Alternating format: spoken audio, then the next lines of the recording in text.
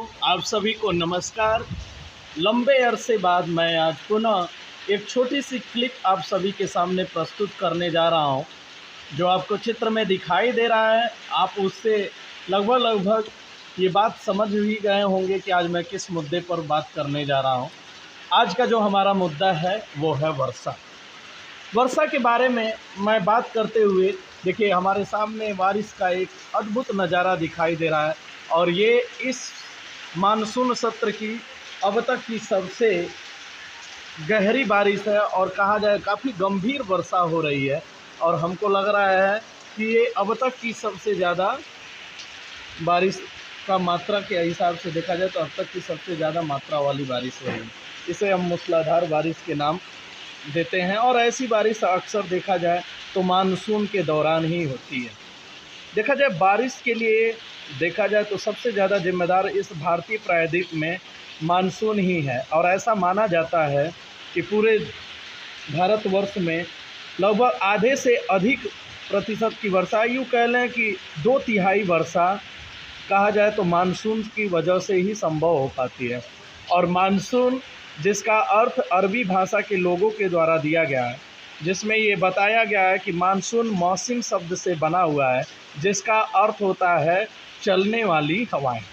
होता क्या था कि अरब यात्री अरब सागर में जब जाते थे तो उनको उनकी नावों को हवाओं के कारण बड़ी समस्या होती थी और वो ऐसी हवाएं थीं जिसको उन्होंने मौसम कहा, क्योंकि वो ही हवाएं तटवर्ती क्षेत्रों में प्रतिकूल प्रभाव डालती थी, कई बार अनुकूल प्रभाव डालती थी, मूल रूप से मौसम परिवर्तन के लिए जिम्मेदार होती थी।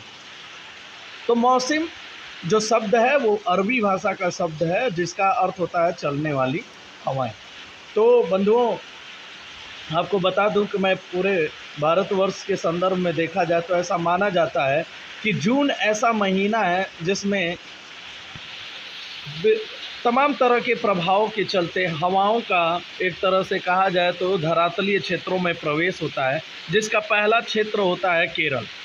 केरल के क्षेत्र में पहली बार ये 15 जून के आसपास मानसून भारतीय भूमि पर प्रवेश करता है और ये 2 भागों में बट जाता है। एक अरब शाखा होती है, एक बंगाल की खाड़ी की शाखा। अरब शाखा मूल रूप से पश्चिमी घाट के पर्वतों से टकराकर भारी बारिश करती है और इसका पूरे देश में बहुत ज़्यादा प्रभाव नहीं होता है। लेकिन जो बंगाल की खाड़ी वाली शाखा है, ये गारो खासी जयंतिया में पहली बार टकराती है और वहीं पर चेरापूंजी और मासिन राम नामक क्षेत्रों में बारिश होती है।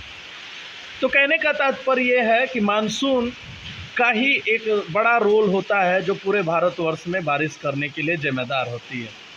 तो मित्रों, मैं इस बारिश को देखकर मुझे ऐसा लगा था कि मुझे इन सब चीज़ों के बारे में बात करना चाहिए कि बारिश का प्रक्रिया कैसे होता है। प्रक्रिया के रूप में देखा जाए तो यही हवाएं जब सागर से गुजरती हैं तो नमी धारण करती हैं और नमी धारण करने के बाद संघनन की प्रक्रियाओं के फलस्वरूप बादलों का निर्माण होता है।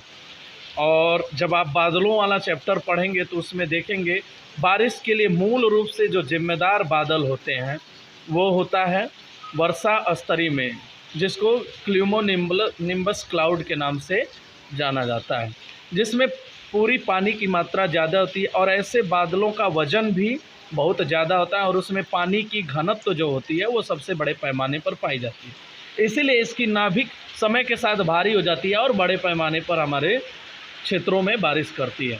और ऐसा भारतीय प्रायद्वीप में मात्र 2 ही 3 महीनों में होता है, जिसकी शुरुआत जून से होती है और सितंबर महीने तक चलती है।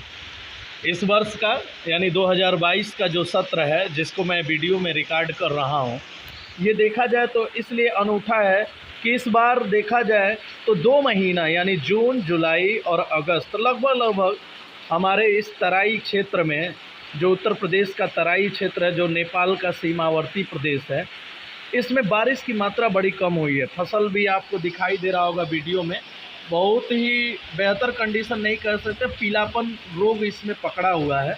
लेकिन ये बारिश जो अभी हो रहा है ये एक तरह से अमृत वर्षा है जो अमृत दान देने का काम कर रहा है और मे भी इसके बाद हमारी फसल अगर सब कुछ ठीक रहा तो बेहतर हो पाएगी।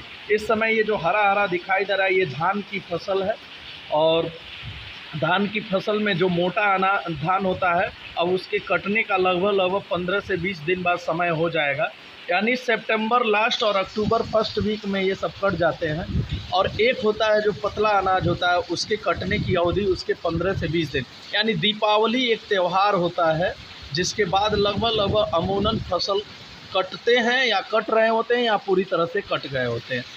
तो दोस्तों, आज की जो बात थी वो मूल रूप से वर्षा कैसे होती है, उसकी प्रक्रिया में संघनन कैसे काम करता है, और उसकी नाभिक में जब पानी भर जाता है और भारी हो जाता है तो कैसे वो ही धीरे धीरे वर्षा की बूंदों के रूप में धरातल के रूप में आता है। बहुत इंटरेस्टिंग कहानी है, इसे अलग अलग चैप्टरों में पढ़ेंगे, लेकिन चूंकि आज बारिश का माहौल था तो मुझे लगा कि इसका लाइव बातचीत किया जाए, एक अलग तरीके की बातचीत है जिससे हमको थोड़ा सा बेहतर तरीके से जानकर। हमारे आसपास के परिसर में देख रहे होंगे आप, पूरा पानी भर गया है।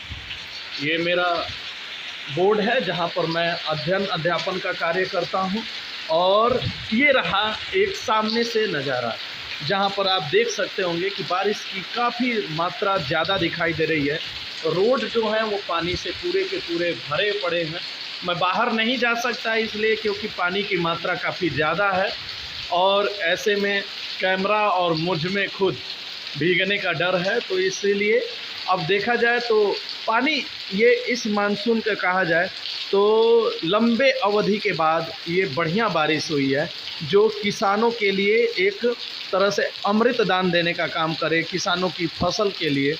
तो इन्हीं सब बातों के साथ बाकी मैं वर्षा का और बादलों के प्रकार का मैं अलग से एक्सप्लेन करूंगा आने वाले विषयों में।